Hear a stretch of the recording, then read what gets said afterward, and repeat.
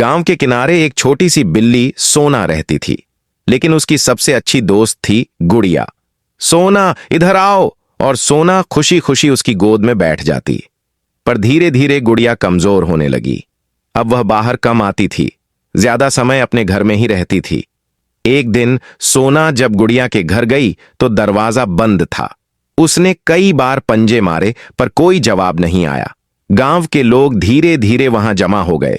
गुड़िया अब इस दुनिया में नहीं थी। सोना को कुछ समझ नहीं आया, पर उसे महसूस हुआ कि कुछ बुरा हुआ है।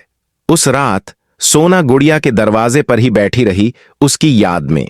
गांव वालों ने उसे खाने के लिए बुलाया, लेकिन वह नहीं गई। फिर अचानक दरवाजे के पास से एक हल्की हवा चली, जैसे गुड़िया कह रही हो, सोना जाओ, जिंदगी जियो। सोना ने पहली बार अपनी आंखों में आंसू महसूस किए।